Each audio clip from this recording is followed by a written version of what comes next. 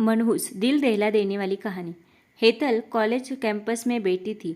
जब उसके क्लास पूरे हुए तो वह अपनी सहेली के साथ बातें कर रही थी। उसे रास्ते से जाते समय गायत्री दिखी। गायत्री को आवाज़ दी, गायत्री इधर आओ। हेतल की आवाज़ सुनते ही गायत्री हेतल के पास गई। दोनों बात करने लगी। बातचीत के दौरान अचानक हेतल को याद आया कि उसने सुना है कि सुमन ने आत्महत्या कर ली है। इस बारे में गायत्री से जानना चाहा। सुमन, हेतल और गायत्री दोनों ही यह बचपन की सहेली थी। गायत्री और सुमन दोनों एक दूसरे की पड़ोसी थी। हेतल दूसरे गांव में रहती थी। भले ही सुमन की 3 बार शादी की गई, लेकिन उसने आत्महत्या क्यों की, ऐसा सवाल हेतल के मन में आया। दरअसल वह अपनी प्यारी सहेली की आत्महत्या से बेहद दुखी थी। सुमन 9वीं कक्षा में थी, तभी उसकी पहली शादी हुई थी। सुमन देखने में बहुत सुंदर थी।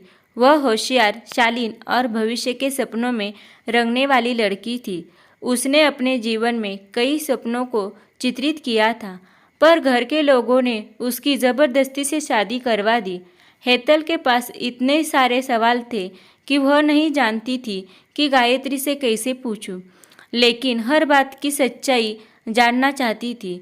और आखिर में गायत्री से पूछा कि सुमन ने आत्महत्या क्यों की। एक क्षण के लिए गायत्री चुप हो गई। जल्दी से उसके मुंह से शब्द नहीं निकल रहे थे। उसने गहरी सांस ली और बोलना शुरू किया। 3 साल पहले सुमन की शादी अबीर नाम के शख्स से हुई थी।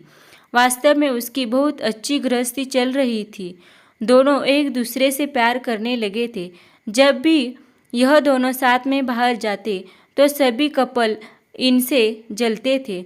अबीर और उसके परिवार के सभी सदस्य अच्छे स्वभाव के थे।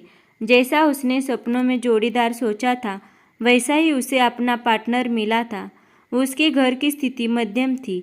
अबीर का एक छोटा सा होटल था।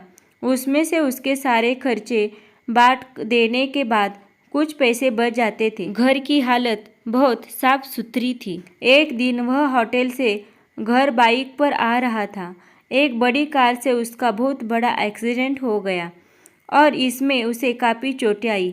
हादसे के बाद उसे अस्पताल ले जाया गया, लेकिन सिर में गंभीर चोट लगने के कारण इलाज के दौरान उसकी मौत हो गई। सुमन को बहुत दुख हुआ, लेकिन उसके ससुराल वालों को गलतफहमी थी कि अबीर की दुर्घटना सुमन की वजह से हुई। वह अपशकुनी है, ऐसा उनको लगता था। उनमें से कोई भी उसे समझ नहीं पाया। अबीर के जाने के बाद कुछ दिनों के भीतर ही सुमन को घर से निकाल दिया गया।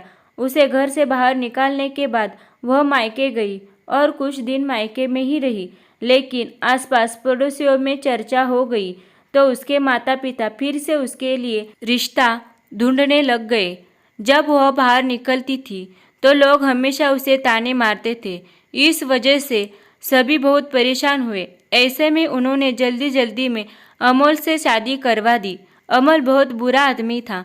दारू पीता था, कुछ काम धंधा नहीं करता था, चोरी करता, मारपीट करता, उसका रोजाना यही काम था। इस सब से सुमन को बहुत दुख होता था, पर वह कुछ नहीं कर सकती थी। एक बार एक रात को वह देर से घर आया और जल्दी जल्दी में घर में कुछ ढूंढने लगा। सुमन ने उसे पूछा, पर उसने कुछ भी नहीं बोला। उसे जो चीज़ चाहिए थी वह उसे मिली नहीं। इस वजह से वह वहाँ से बाहर चला गया। सुमन रात भर उसकी राह देखती रही, पर वह आया ही नहीं। दूसरे दिन पुलिस को उसका मृतदेह रास्ते के किनारे पड़ा हुआ मिला। उसका चाकू से किसी ने खून किया था। यह खबर सुमन को पता चली तो उस पर दुख का पहाड़ टूट पड़ा। कुछ दिनों तक वह अपनी ससुराल में ही रही, लेकिन बाद में ससुराल वालों ने उसे प्रताड़ित करना शुरू कर दिया। इस वजह से सुमन वापस मायके आ गई। घर आकर कुछ दिन ऐसे ही बीत गए। हर दिन आ रहा था और जा रहा था, लेकिन सुमन की स्थिति वही थी। उसकी तरफ देखा नहीं जा रहा था। उसका परिवार उसकी स्थिति को सहन नहीं कर सके, इसलिए उन्होंने उसकी वापस शादी करने का फैसला किया। उसके लिए रिश्ता ढूंढने लगे। उनके रिश्तेदारों में गौतम नाम का लड़का था। उसकी पहले से ही एक बार शादी हो चुकी थी और गौतम से सुमन की शादी करवा दी। सुमन बहुत खुश थी। शादी हुई और कुछ महीनों बाद उसे मालूम हुआ कि गौतम को कैंसर है, ब्लड कैंसर।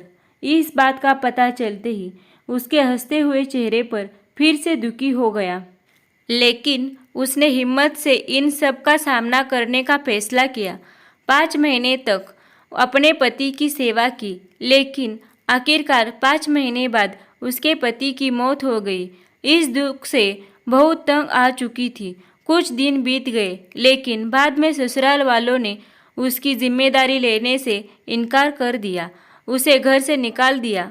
उसके बाद वह फिर मायके चली गई, लेकिन उसके माता पिता, उसके भाई भाभी ने भी उसे घर में आने नहीं दिया। सभी तरफ से रास्ते बंद हो चुके थे उसके लिए। उसे उम्मीद की कोई किरण नजर नहीं आ रही थी। अंत में उसने खुद को खत्म करने का फैसला किया, उसका जीवन समाप्त कर दिया। सुमन की यह कहानी सुनकर हेतल की आंखें आंसुओं से भरकर बह रही थी। पूरा दिन वह सुमन के बारे में सोचती रही। क्या इन तीनों घटनाओं में बेचारी सुमन का कोई भी दोष था?